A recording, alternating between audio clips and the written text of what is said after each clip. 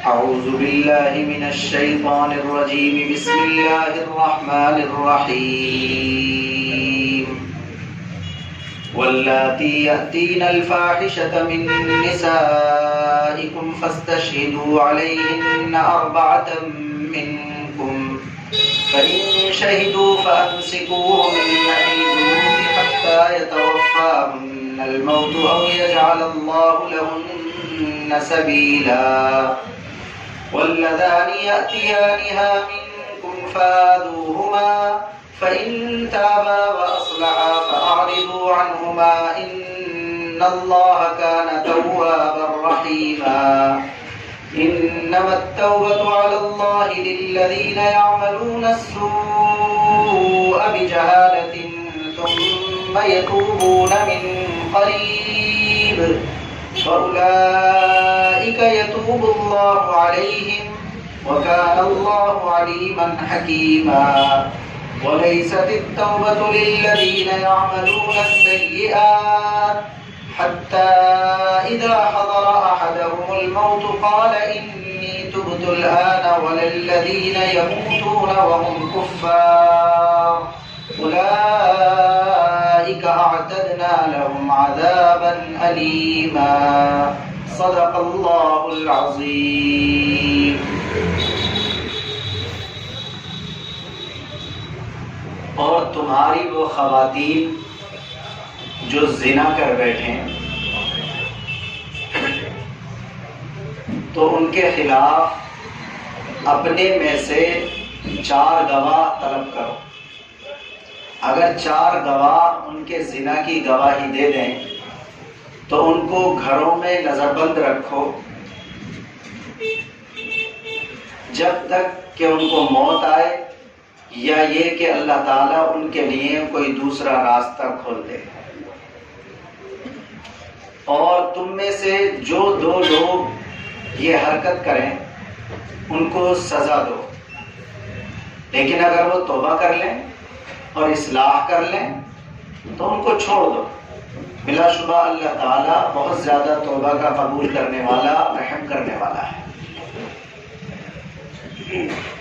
اور اللہ نے توبہ قبول کرنے کی ذمہ داری اپنے لیے ان لوگوں کی لی ہے جو نادانی میں برا کام کر بیٹھتے ہیں اور پھر جلدی توبہ کر لیتے ہیں. یہی لوگ ہیں جن کی توبہ کو اللہ قبول کر لیتا ہے، اور اللہ تعالیٰ بہت جاننے والا، نہایت حکمت والا ہے. توبہ ایسے لوگوں کی نہیں ہوتی جو مسلسل برائیاں کرتے چلے جائیں، پھر جب ان میں سے کسی کی موت ہی آنے لگے تو وہ کہنے لگے کہ اب میں توبہ کرتا ہوں. اور نہ ہی توبہ ایسے لوگوں کی ہوتی ہے جو کفر ہی کی حالت میں مر جائیں. یہ تو وہ لوگ ہیں جن کے لیے ہم نے دردناک عذاب تیار کر رکھا ہے. سنا ہے غور سے ترجمہ؟ یہ ہے سورہ نساء کی آیت نمبر 15، 16، 17، 18. اور ایک ہی مسئلہ ہے صرف آج کے سبق. پچھلے 2 سبق سے میراث کے مسائل کا بیان تھا، اور ان 2 آیتوں میں جتنی مثالیں تھیں وہ ہم نے بورڈ پر لکھ کر آپ کو دکھا دی تھی. وہ ختم نہیں ہوئے ہیں مسئلے، وہ آگے بھی آئیں گے. جب ضرورت ہوگی انشاءاللہ پھر اس طرح کا طریقہ اختیار کر لیا جائے گا. فی الحال جو ان آیات میں مضمون بیان کیا گیا ہے وہ ہے زنا کا، اور یہ بھی پورا نہیں ہے، اگلی اور بہت ساری قانونی آیات آئیں گی تو اس میں بیان کیا جائے گا. ان آیات میں ایک ہی مضمون ہے، اس کی ہم تفصیل آپ کے سامنے ذکر کریں گے، لیکن اسے سمجھنے سے پہلے ایک بات ذہن میں رکھیے. قرآن کریم جب آیا اور اس نے قانون بیان کرنے شروع کیے تو چونکہ ہم سب جانتے ہیں کہ قرآن نے اپنا قانون یک بارگی نہیں اتار دیا، بلکہ وہ تھوڑا تھوڑا سا اترتا چلا گیا. اور جب آپ کسی بڑی تبدیلی کو پیدا کرنا چاہتے ہیں تو وہ تبدیلی کبھی بھی نیچرل ہے کہ ایک دم نہیں اتاری جا سکتی، بلکہ آہستہ آہستہ ہاتھ رکھنا پڑتا چیزوں پر. ورنہ آپ اگر سدھارنے کا کام بہت تیز کرنا چاہیں گے تو وہ سدھارنے کا کام نہیں ہو پائے گا، بلکہ وہ چیز ٹوٹ جائے گی، آپ کے ہاتھ سے نکل جائے گی. تو قرآن کا جو قانون آتا ہے وہ بھی درجہ بدرجہ آتا ہے. اس کی جو سب سے واضح مثال ہے وہ ہے شراب کی مثال. آپ جانتے ہیں کہ شراب تو ان کی گھٹی میں پڑی ہوئی تھی زمانے جاہلیت میں، شراب ہی شراب ہوا کرتی تھی باقاعدہ. تو جب شراب کی حرمت کے قانون اترنے شروع ہوئے تو سب سے پہلے یہ آیت اتری. جب لوگوں نے سوال کیا کہ بھئی یہ شراب کے بارے میں بتایا جائے تو آپ نے فرمایا، قرآن میں اترا، اللہ تعالیٰ نے ارشاد فرمایا قُلْ فِيهِمَا اسْمٌ كَبِيرٌ وَمَنَافِعُ لِلنَّاسِ. سب سے پہلے یہ بات آئی شراب کے بارے میں کہ اے نبی آپ ان لوگوں سے بتا دیجئے کہ ویسے اس میں نقصان اور گناہ زیادہ بڑا ہے، باقی تھوڑا بہت لوگوں کو فائدہ بھی ہو جاتا ہے. میں سمجھا پا رہا ہوں اپنے بات. یہ شراب اللہ کے علم میں ہے نا کہ شراب کو بالکل ناجائز اور حرام کرنا ہے، لیکن ایک دم سے نہیں کیا، بلکہ پہلے صرف اتنا اتارا کہ اے نبی آپ ان سے یہ کہہ دیجئے کہ شراب میں گناہ اور نقصان زیادہ ہے. یہ الگ بات ہے کہ لوگوں کا تھوڑا بہت اس سے فائدہ بھی ہو جاتا ہے. فائدے پر آپ میڈیکل سائنس میں چلے جائیے تو آپ کو آج 50 فائدے بتا دیں گے. اور ہوتا بھی ہے اس نے کہ شراب جو بنائی جاتی تھی اس زمانے میں بھی اور آج بھی، بلکہ اس زمانے میں تو نیچرل چیزوں کی ہوتی تھی جو بڑی طاقتور چیزیں ہوتی ہیں. یعنی کھجور سے شراب بنائی جاتی تھی، شہد سے شراب بنائی جاتی تھی، انگور سے شراب بنائی جاتی تھی، گیہوں سے آج کل بھی بنتی ہے بہت، گیہوں سے بھی شراب بنائی جاتی تھی. تو یہ طاقتور چیزیں ہوتی ہیں اور ایک لوگ فائدہ یہ محسوس کرتے تھے کہ اس کے ذریعے سے ایک طاقت ملتی ہے، اور جو جسمانی مشقت کے کام ہوتے ہیں ان کا کرنا بندے کے لیے تھوڑی دیر کے لیے آسان ہو جاتا. تو اللہ تعالیٰ نے بھی سب سے پہلے یہ بات لکھی قرآن میں کہ اس میں تم لوگوں کا تھوڑا بہت فائدہ ہے جو تم محسوس کرتے ہو، لیکن یہ فائدہ ایسا نہیں ہے کہ اس کے علاوہ چیزوں سے اس کو حاصل نہ کیا جا سکتا ہو. بھائی آپ کو تھوڑا سا تبدیلی کرنی ہے، دوسری چیزوں سے حاصل کر لیا جائے گا اس کو. دوسری ہے ہمارے نبی پاک علیہ الصلوۃ والسلام کا تقریباً روزانہ کا معمول ہوتا تھا جب آپ کے پاس چیز میسر ہوتی تھی. میسر نہیں ہے تو کوئی بات نہیں، لیکن جب میسر ہوتی تھی تو آپ صبح شام نبیذ پیا کرتے تھے. کیا پیتے تھے؟ نبیذ. نبیذ کہا جاتا ہے کہ رات کو 2-3 کھجور، چھوارے یا کشمش پانی میں ڈال دو، منقع میں یا چھوارے میں، کسی بھی چیز میں، کسی بھی چیز کو، اور اسے پوری رات رکھیے. صبح کو وہ چھوارا اور کھجور کھا لیجیے اور پانی بھی پی لیجیے. حضرت عائشہ فرماتی ہیں، دیگر ازواج بھی فرماتی ہیں کہ شام کو ہم ڈال کے رکھ دیا کرتے تھے تو اللہ کے نبی صبح کو پی لیا کرتے تھے، اور صبح کو بھی ڈال کے رکھ دیا کرتے تھے تو اللہ کے نبی اس کو شام میں پی لیا کرتے تھے. تو بڑی طاقت کی چیز ہے. لیکن یہی جو نبیذ ہے اس کو اگر آپ رکھ دیں گے کئی دن کے لیے، ممکن آپ نے 3 دن گزار دیے، ممکن آپ نے 1 ہفتہ گزار دیا، تو اس میں وہ جوش پیدا ہو جائے گا جو سوام کا ہوتا ہے، ابال آئے گا اس کے اندر، جھاگ پیدا ہو جائیں گے اور اس میں پھر نشے کی کیفیت پیدا ہو جائے گی، تو وہی چیز شراب بن جاتی ہے. عجیب و غریب چیز ہے. آج کل آپ سرکے کو جانتے ہیں، یہ گنے کا جوس رکھا جاتا ہے تو شروع والا مرحلہ تو اس کے گنے کے رس کا ہوتا ہے، دوسرا جو مرحلہ آتا ہے اس پر وہ شراب کا ہوتا ہے، اور تیسرا جو مرحلہ آتا ہے وہ سرکے کا ہوتا ہے. سرکہ تو شراب سے گزر کر بنتا ہے کہ وہ رکھ دیتے ہیں چیز کو اور اس کے بعد ایک وقت وہ سڑ جاتا ہے تو وہ شراب کی کیفیت پیدا ہو جاتی ہے، نشہ ہے. اس کے بعد جب اس میں ٹھہراؤ آ گیا تو پھر وہ سرکے کی شکل بن جاتی ہے. تو اللہ کے نبی صلی اللہ علیہ وسلم نبیذ مستقل پیا کرتے تھے اگر آپ کو میسر آتی تھی، لیکن اللہ کے نبی نے صحابہ سے بھی فرما رکھا تھا اور کئی مرتبہ دسترخوان پر آپ نے خود محسوس کیا کہ کب کی ہے یہ نبیذ. نبیذ کا مطلب وہی کھجور یا چھوارے کا پانی، کہ اگر اسے زیادہ ٹائم ہو گیا، آپ سے اگر کھانے سے بچ جاتی تھی تو آپ اپنے صحابہ میں تقسیم کروا دیا کرتے تھے اور فرمایا کرتے تھے کہ اسے آپ اور مت رکھو، اس لیے کہ ورنہ اس کے اندر کیا پیدا ہو جائے گا؟ نشہ پیدا ہو جائے گا. تو سب سے پہلے شراب کے بارے میں یہ آیت آئی ہے کہ بھئی اس میں زیادہ تر تو نقصان ہے، باقی اس میں تمہارے کچھ فائدے. ایک دوسرے مرحلے پر آیت آئی ہے کہ اچھا جب تم شراب استعمال کرتے ہو تو ایک کام کر لو، لا تقربوا الصلاۃ وانتم سکارا، جب نماز کا ٹائم ہوا کرے تو مت پیا کرو. چونکہ نماز میں ایک مرتبہ غلطی ہو گئی تھی، دعوت تھی صحابہ کی ایک جگہ، انہوں نے دعوت کھائی اور اس کے بعد میں شراب کا دور چلا اور مغرب کی نماز کا وقت آ گیا. جیسے ہی مغرب کی نماز پڑھی تو نشے کی کیفیت تھی. حضرت علی رضی اللہ تعالیٰ عنہ نماز پڑھا رہے تھے اور قل یا ایھا الکافرون میں غلطی کر دی، اور ایسی غلطی کر دی جس سے معنی بالکل چینج ہو گئے. بہت خطرناک چیز ہوتی ہے قرآن میں اگر غلطی ہو جائے تو پھر یہ والی آیت آئی. اللہ نے فرمایا کہ ویسے تو ابھی حرام نہیں کی جا رہی، لیکن اتنا ضرور پابند کیا جا رہا ہے کہ جب نماز کا وقت قریب ہو تو اس وقت میں شراب کا استعمال نہیں کیا جائے. اور تیسرے مرحلے میں پھر اسپیشل اللہ نے حکم دے دیا کہ انما الخمر والمیسر والانصاب والازلام رجس من عمل الشیطان فاجتنبوہ، جس جس میں یہ بتا دیا گیا کلیئر کر کے کہ شراب، جوا وغیرہ وغیرہ یہ چیزیں یہ شیطانی کام اور دھندے ہیں، بالکل ناجائز اور حرام ہے. آج اس کا خاتمہ کیا جاتا ہے اور اس سے بالکل بچنا لازم ہو جاتا ہے.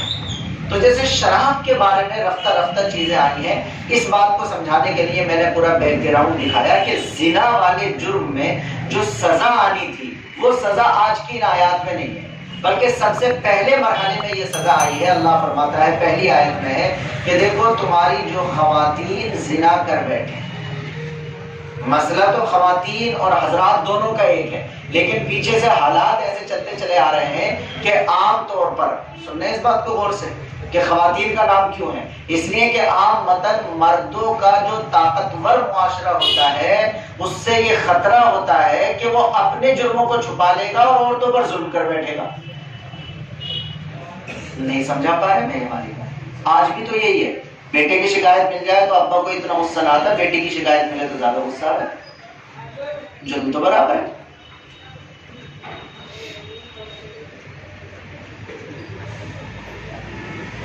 مرد حرکت کرتا ہے تو دوستوں میں بتاتا پھرتا، اپنے آپ تو اسے اتنا اسپیس چاہیے کہ وہ آزاد ہو بالکل، وہ ناجائز کام کرے اور دوستوں میں انجوائے بھی کرے بیٹھ کر کے بتائے اس کو. اور وہی مرد جو یہ حرکت کرتا ہے اس کی بہن اور اگر اس کے گھر کی کوئی خاتون کرے تو وہ آگ ببولا ہو جاتا. اگر ہم اپنی گھروں کو ٹھیک کرنا چاہتے ہیں، جو ہم لوگ ہیں مرد بھائی، میں اسپیشلی بھائی کو کہہ رہا ہوں، جو بھائی یہ چاہتا ہے کہ اس کی بہن ٹھیک زندگی گزارے، فرض ہے اس کے لیے کہ وہ اچھا مسلمان بھائی بن کر دکھائے، ورنہ آپ کے گھورنے سے کام بالکل نہیں چلے. گھروں کی جو موجودہ صورتحال ہے وہ یہ ہے کہ ہماری بہنوں کو ہمارے افیئر کا پتہ ہوتا ہے، اور پھر اس کا ہو تو آپ اس سے دکھاتے ہیں، سامنے سے کھڑی ہو جائے گی، چپت بھی رسید کر سکتی ہے اگر بڑی ہو تو. اگر ہم اپنے گھر کی خواتین کو پاکیزہ دیکھنا چاہتے ہیں تو سب سے پہلی ذمہ داری مرد کی ہے، بھائی کی ہے. ورنہ آپ کتنے ہی بڑے ہوں کام نہیں چلے گا، ڈھیلے ہو جائیں گے، آپ کچھ نہیں کر سکتے. خطرہ یہ تھا کہ کہیں عورتوں کے ساتھ ایسا معاشرہ تھا زمانے جاہلیت کا کہ بلا وجہ ان کو ستایا جاتا تھا عورتوں کو، جیسے میراث کے مسئلے میں ہم نے بتلا دیا. تو یہ جرم اگرچہ یہ مرد بھی کر سکتے ہیں، لیکن ان آیتوں سے ملا ہوا لفظ اللہ تعالیٰ نے خواتین کے تعلق سے رکھا، اس لیے کہ ابھی جو اعلیٰ درجے کی سزا آنی ہے زنا کی وہ ان آیتوں میں نہیں ہے، ابھی پہلا مرحلہ ہے. اس میں یہ بتلایا گیا کہ دیکھو اگر تمہاری خواتین میں سے کوئی اس زنا جیسے جرم کا ارتکاب کر بیٹھے تو اس کے لیے سزا یہ بتلائی جا رہی ہے فَأَمْسِكُوهُنَّ فِي الْبُيُوتِ، کہ ان کو گھروں میں نظر بند کر دو. ایک اعتبار سے گھر کو ان کے لیے جیل بنا دو، یہ مطلب ہے. لیکن آیت میں اللہ تعالیٰ نے عجیب و غریب لفظ لکھا، یہ فرمایا کہ ان کو گھروں میں نظر بند کر دو، باہر مت نکلنے دو. حَتَّى يَتَوَفَّاهُنَّ الْمَوْتُ أَوْ يَجْعَلَ اللَّهُ لَهُنَّ سَبِيلًا، کب تک گھر میں قید کر کے رکھا جائے گا؟ دو باتیں ہیں، یا تو ان کا انتقال ہو جائے اسی کیفیت میں، یا اللہ تعالیٰ ان کے لیے کوئی اور آپشن بیان کر دے. اور وہ جو آگے 18ویں پارے میں آیت آئے گی اس میں اللہ تعالیٰ نے وہی آپشن بیان کر دیا اور اس میں کلیئر کر کے آ گیا کہ چاہے مرد ہو یا عورت اگر وہ زنا کرتے ہیں تو اگر وہ کنوارے ہیں تو ان کی سزا ہے 100 کوڑے مارنا، اور اگر وہ شادی شدہ ہے تو ان کی سزا ہے سنگسار کرنا، پتھر مار کر ہلاک کر دینا یا قتل کر دینا. میں سمجھا پایا پوری بات؟ یعنی چونکہ اصل جو حکم ہے وہ ابھی آگے چل کے آنا ہے، اس والے میں یہ حکم دیا گیا اس جگہ کہ ابھی تمہیں یہ حکم دیا جا رہا ہے کہ اگر تمہاری خواتین میں سے کوئی زنا کا ارتکاب کرے تو ابھی تمہیں اس پر کوئی آخری درجے کا ایکشن لینے کی ضرورت نہیں ہے. پہلے مرحلے میں یہ سزا ان کی متعین کی جا رہی ہے فَأَمْسِكُوهُنَّ فِي الْبُيُوتِ، کہ ان کو گھروں میں کیا کر دیا جائے؟ نظر بند کر دیا جائے. کب تک؟ یا تو انتقال ہو جائے ان کا. اس لفظ سے ایسا لگتا ہے کہ جیسے کوئی لائف ٹائم عمر قید ہو گئی، لیکن اگلا لفظ اللہ پاک نے لکھا یا ان کے لیے اللہ تعالیٰ کوئی دوسرا آپشن اتار دے، اور وہ آپشن میں آپ کو بتا رہا ہوں کہ وہ اگلی آیت میں آ گیا جو اگلے پارے میں آئے گی. اس میں اللہ تعالیٰ نے متعین کر دیا کہ زنا کرنے والا مرد ہو یا زنا کرنے والی عورت ہو، اگر ثابت ہو جائے گا کہ اس نے یہ زنا کیا ہے تو پھر اس صورت میں اگر وہ کما رہے ہیں لڑکا یا لڑکی تو ایسی صورت میں ان کو سزا میں 100 کوڑے مارے جائیں گے، اور اگر وہ شادی شدہ ہے تو ان کو کیا کر دیا جائے گا؟ سنسار کر دیا جائے گا۔ اسے عربی میں رجم کرنا کہتے ہیں، پتھر مار مار کر کے کیا کر دینا؟ ہلاک کر دینا۔ البتہ آپ جانتے ہیں کہ جب سزا جتنی زیادہ سخت ہوتی ہے تو اس کو ثابت کرنا بھی اتنا ہی زیادہ مشکل ہوتا ہے۔ دیکھنے میں تو ایسا لگتا ہے، لوگ اسلامی قانون پر اعتراض بھی کرتے ہیں کہ صاحب بڑی سخت سزا ہے، اس پہ ہم دوسرے پارے میں بات کر چکے ہیں آپ سے، اگر آپ کو یاد ہو، یاد نہیں رہتی یہ چیزیں، آئندہ کبھی موقع آئے گا تو ہم بات کریں گے، لیکن آج صرف اتنا کہیں گے ساری ہمدردیاں ظالم کے ساتھ کیوں ہوتی ہیں سماج کی، مظلوم کے ساتھ کیوں نہیں ہوتی؟ اگر کسی نے کسی کو قتل کر دیا اور شریعت یہ کہتی ہے کہ بعد میں اس کو قصاص میں اور بدلے میں قتل کیا جائے گا، تو سارے لوگ اس کے ساتھ کیوں کھڑے ہو جاتے ہیں؟ آپ کو اس سے ہمدردی کیوں نہیں ہے جس کو قتل کیا گیا ہے؟ جبکہ یہ قتل بدلہ قتل کا اللہ تعالیٰ نے ایسا رکھا ہے کہ جس کو قتل کیا گیا اور اگر اس کے گھر والے دیت لینے پر، پیسے لینے پر راضی ہو جائیں تو پھر قتل قصاص کا حکم کیا ہے؟ وہ ختم ہو جائے گا، معاف کر دیا جائے گا۔ بہرحال دوسری چیز یہ یاد رکھیے کہ اسلام کی جو سزائیں ہیں انہوں نے زور دیا ہے جسمانی سزا پر۔ اسلام میں جو بنیادی سزا ہے وہ جیل کی نہیں ہے، اسلام میں بنیادی سزا کس کی رکھی گئی ہے؟ جسم کو سزا رکھی گئی ہے اسلام میں، ٹائم کی سزا نہیں رکھی گئی، ٹیمپریری ہے جیل کی سزا اسلام میں، لائف ٹائم کی نہیں ہوتی ہے۔ اور اس کے کیا لوجک ہے، کیا فلسفی ہے اس کی، وہ ہم نے بیان بھی کی ہے، کبھی آیت آئے گی تو ہم بیان کریں گے، صرف اشارہ کر رہے ہیں اور اسے ساری دنیا جانتی ہے۔ جیل میں چھوٹا مجرم جاتا ہے، وہاں سے بڑا ہی مجرم بن کر آتا ہے، اس کا سائیڈ ایفیکٹ بہت خطرناک ہے۔ پھر یہ اگر ہم کوئی ملک چلا رہے ہیں تو ہم نے ٹھیکہ تو نہیں رکھا فری میں مجرموں کو کھانا کھلانے کا۔ ہم اگر کوئی ملک چلا رہے ہیں، اتنے مجرم ہمارے پاس بنتے چلا رہے ہیں، اگر اپنے ایک ملک کے کلومیٹر بنائے ہم جیلوں سے تو کتنے کلومیٹر میں تو صرف ہمارے ملک میں جیلیں جیلیں ہوں گے۔ کتنا سرمایہ ملک کا لگتا ہے جیلوں پر، ان کی حفاظت پر، ان کے انتظام پر، تو باولے ہم دیں گے جسم کو تکلیف، آپ ختم کریں گے۔ اور دوسرا اس میں سائیڈ ایفیکٹ یہ بھی ہے کہ جو سزا قید کی ہے وہ صرف مجرم کو نہیں ملتی، وہ اس کے سارے خاندان کی ہوتی ہے۔ خاندان نے کیا جرم کیا؟ اگر کسی کا باپ مر بھی جائے تو سوال آ جاتا ہے نا، بچے بھی اپنے پیروں پر کھڑے ہو جاتے ہیں، لیکن اگر جیل میں ڈال دیا اس کے 4 بھائیاں 3 کما کر ساری زندگی اسی پہ لگاتے رہتے ہیں۔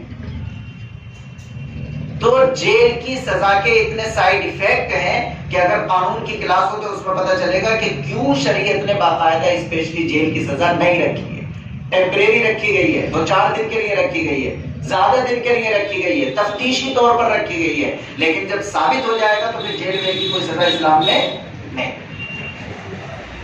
بہرحال یہاں ایک عارضی پوائنٹ پر یہ سزا ہے، اللہ تعالیٰ نے فرمایا کہ اگر یہ ثابت ہو جاتا ہے تو تم انہیں 1 سال کے لیے نظر بند رکھو گے، اور یہ ثابت، میں یہ ذکر کر رہا تھا، جب سزا زیادہ سخت ہوتی ہے تو لوگ سمجھتے ہیں کہ آپ جیسے کہ روزانہ ہی اسلام میں عدالتوں کے ذریعے سے قتل ہی کے فیصلے ہو رہے ہیں، بھائی جس چیز کی سزا سخت ہے وہ کبھی کئی سال میں کوئی ایک چیز پیش آ سکتی ہے۔ اب زنا کی سزا اگر اتنی سخت رکھی گئی ہے تو زنا کو ثابت کرنے کے لیے کتنے گواہ بنائے شریعت نے؟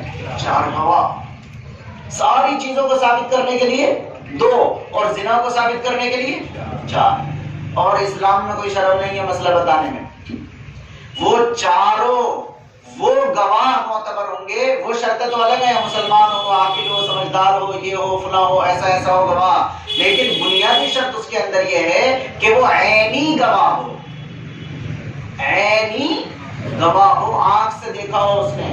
اور اللہ کے نبی نے، حیرت ہوتی ہے ہمارے نبی، اللہ کے نبی کے پاس ایک صحابہ ہے، صحابی، انہوں نے کہا اللہ کے نبی مجھے پاک کر دیجئے، مجھ سے زنا ہو گیا۔ تو پیغمبر علیہ السلام نے تو پہلے توجہ ہی نہیں کی، ادھر کو منہ کر لیا، کوئی ادھر کو آئے تو آپ نے ادھر کو منہ کر لیا، 4-5 مرتبہ، 5ویں مرتبہ میں بٹھا لیا، بیٹھو اچھا، اور پھر یہ بتلایا، اس سے پوچھا ارے تم نے بوسہ لیا ہوگا، تم نے صرف کس کیا ہوگا، تم نے کوئی خواب دیکھ لیا ہوگا، تم نے بس چھوا ہوگا، بار بار اسے خوب کہلوایا اسے۔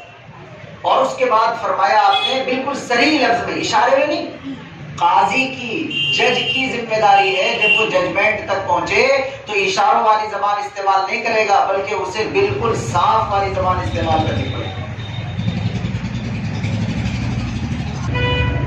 جج کو جب آخری فیصلے تک پہنچنا ہے تو اسے اشاروں والی بات نہیں کرنی. اللہ کے نبی صلی اللہ علیہ وسلم نے صریح لفظوں میں پوچھا.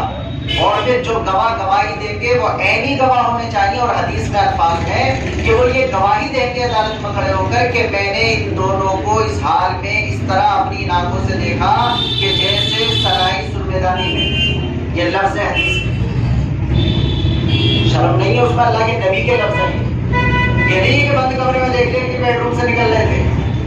یہ نہیں ہے کہ میں نے سب بستر دیکھ لیے, چادر اوڑھی ہوئی تھی. تو آپ ذرا ان ساری شرطوں کو اور سختیوں کا ذرا وہ غور کر کے دیکھیں. اتنا آسان ہے کسی کے بارے میں زنا کی تہمت لگا کر اس کو ثابت کر دینا. بس یہ تو سب کو نظر آ جاتا ہے کہ سزا اتنی سخت ہے. یہ نہیں نظر آتا کہ اس سزا تک پہنچنے کے لیے راستے کتنے اسپیشل ہیں, اتنی شرطیں لگی ہوئی ہیں. تو اللہ نے فرمایا کہ اگر 4 لوگ اس بات کی گواہی دیتے ہیں تو پہلے مرحلے میں یہ سزا بیان کی جا رہی ہے کہ آپ ان کو گھروں میں نظر بند کر دیں گے, یا تو ان کا انتقال ہو جائے یا ان کے لیے اللہ تعالیٰ کوئی دوسرا راستہ بنا دے. وہ راستہ یاد رکھیں گے, وہ راستہ بنا دیا. وہ اگلی آیت میں آ گیا, اور وہ اگلی آیت میں یہی آیا کہ اگر کمارے ہیں تو ان کی سزا ہے 100 کوڑے مارے جائیں گے, اور اگر شادی شدہ ہیں تو ان کی سزا یہ ہے کہ ان کو رجم کر دیا جائے گا. اور اگر زنا بن جبر کا مسئلہ ہوگا, ایک مرد نے سختی کی کسی خاتون پر, تو اللہ کے نبی نے فرمایا جس نے جبر کیا اس پر سزا جاری کی جائے گی, جس کو مجبور کیا گیا اس پر سزا جاری نہیں کی جائے گی. یہ ہے جی پہلی آیت. اور دوسری آیت میں بھی اللہ تعالیٰ نے یہ ارشاد فرمایا کہ دیکھو جو 2 لوگ یہ کام کر بیٹھے, پہلی آیت میں تو عورت کا لفظ لکھا ہے, اور دوسری آیت میں عورت اور مرد کچھ نہیں لکھا. یہ لکھا جو 2 یہ حرکت کریں, وہ دونوں مرد اور عورت بھی ہو سکتے ہیں, اور وہ دونوں صرف مرد بھی ہو سکتے ہیں. آج کل تو بڑا ان کے لیے معاملہ ہے, ان کو بڑا پروموٹ کرنے کی کوشش کی جاتی ہے. جو قطر نے فیفا ورلڈ کپ کرایا اور اس نے ہم جنس پرست, کیا کہتے ہیں انگلش میں وہ لوگ جو ہم جنس پرست ہوتے ہیں, تو ان کے لیے کچھ پابندیاں لگا دی تو بڑی مصیبت بنا دی گئی اس کو, کیونکہ اسے جو ہے ہائی لائٹ کیا جاتا ہے تاکہ کلچر یہی بنتا چلا جائے. اللہ نے قرآن میں لکھا ہے کہ ان کے لیے بھی یہی حکم ہے کہ ان کو تکلیف دی جائے گی. باقی بعض علماء یہ فرماتے ہیں کہ اگر کوئی ہم جنس پرستی 2 مرد اس طرح ایک مرد دوسرے مرد سے اپنی سیکسول ضرورت کو پورا کرے گا تو اس کی سزا بھی وہی ہے جو ایک مرد عورت سے اپنی سیکسول ضرورت کو پورا کرتا ہے. بلکہ بعض صحابہ سے تو یہ منقول ہے کہ ایسے شخص کو آگ میں جلا دیا جائے. بعض صحابہ سے یہ منقول ہے کہ اس کو پہاڑ سے گرا دیا جائے. بعض صحابہ سے یہ منقول ہے کہ پتھر مار کر اس کے سر کو کچل دیا جائے. اس لیے کہ یہ مرد سے اپنی سیکسول ضرورت کو پورا کرنا اتنا گھناؤنا فعل ہے کہ جانوروں کے جو ماہرین ہوتے ہیں جانوروں کے سبجیکٹ کے, انہوں نے لکھا ہے کہ جانوروں میں بھی یہ حرکت گدھے اور کے علاوہ کوئی نہیں کرتا. گدھا اور سور غالباً 2 چیزیں لکھی ہیں. تو اللہ نے فرمایا جو 2 لوگ تم میں سے یہ جرم کریں گے تو ان کو تکلیف دو. البتہ پورے معاشرے کو یہ نصیحت کی جا رہی ہے کہ اگر یہ توبہ کر لیں اور اصلاح کر لیں تو پھر ان کو ملامت اور طنز نہ کرو. سمجھ رہے ہیں قرآن کا عجیب و غریب. یہ ایسی چیز ہے کہ اللہ تعالیٰ دونوں طرف سے رکھ رہا, سزا بھی پوری کی جا رہی ہے, اور جب سزا جاری کر دی جائے تو معاشرے کو یہ بھی تلقین کی جا رہی ہے کہ کسی کے گناہ پر اس کا مذاق نہیں اڑانا. ایک موقع تھا صحابہ کرام موجود تھے اور ایک زنا کے جرم کی وجہ سے ایک صاحب کو سزا جاری کی جا رہی تھی, ایک خاتون کو پیغمبر کے زمانے میں, اور پیغمبر علیہ السلام بھی وہاں کھڑے تھے. حضرت خالد بن الولید نے جو پتھر پھینکا وہ اس کے سر پہ لگا اور خون چھڑک کر کے حضرت خالد کے کپڑوں پر آ گیا. تو حضرت خالد بن الولید نے کچھ برا کہنا شروع کر دیا. ہوتا نا کہ یہ لگتا آدمی کو کہ بتاؤ کیسا خون آ گیا. تو اللہ کے نبی نے سخت ڈالا اور یہ فرمایا کہ اس نے ایسی توبہ کی ہے کہ اگر پورے مدینے میں تقسیم کر دی جائے تو سب معاف ہو جائیں گے. آسان ہے. یعنی اگر کسی نے بند کمرے میں جرم کیا اور کسی نے نہیں دیکھا اور وہ عدالت میں جا کر کے کہے کہ میں نے یہ جرم کیا ہے مجھے سزا دے دیجیے, جبکہ اس کو یہ پتا ہے کہ اس کی سزا یہ ہے کہ مجھ پر پتھر مار کر مجھے ہلاک کیا جائے گا, تو ذرا ہم دل میں دماغ میں سوچیں کہ کرنا آسان ہے. یہی تو صحابہ کی کوالٹی ہے. صحابہ پہ ہم جان ہی کیوں چھڑکتے ہیں, یوں تو چھڑکتے ہیں تو وہ انسان, غلطی ان سے بھی بڑی سے بڑی ہو سکتی ہے لیکن وہ غلطی پر کبھی قائم نہیں رہ سکتے. توبہ سے پہلے ان کو موت نہیں آئے گی, ہر حال میں وہ توبہ کریں گے, اس کے بغیر انہیں چین نہیں آئے گا. اللہ کے نبی نے فرمایا خبردار جو ان کے بارے میں کوئی ایسی بات کرے. تو اللہ نے یہاں قرآن میں فرمایا کہ اگر وہ توبہ کریں اور اصلاح کریں تو اب ان کے پیچھے مت پڑو, ان کو تام و تشریح کا نشانہ نہ بناؤ. انسان ہے, سب کے ساتھ شیطان لگا ہوا ہے, اپنی حفاظت کی دعا کرنی چاہیے, پھسلتے ہوئے دیر نہیں لگتی ہے. اور یوسف علیہ السلام کوئی نہ ہم میں سے. بس اللہ تعالیٰ موقع ہی نہ دے کسی کو, یہ سب سے آسانی کی بات ہے. تو اللہ تعالیٰ فرماتا ہے, ایک حدیث بڑی سخت ہے, اللہ کے نبی نے فرمایا جو شخص کسی گنہگار کو اس کی گناہ کی وجہ سے اس کا تمسخر اور مذاق اڑائے گا, مرنے سے پہلے اسی گناہ میں گرفتار ہوگا.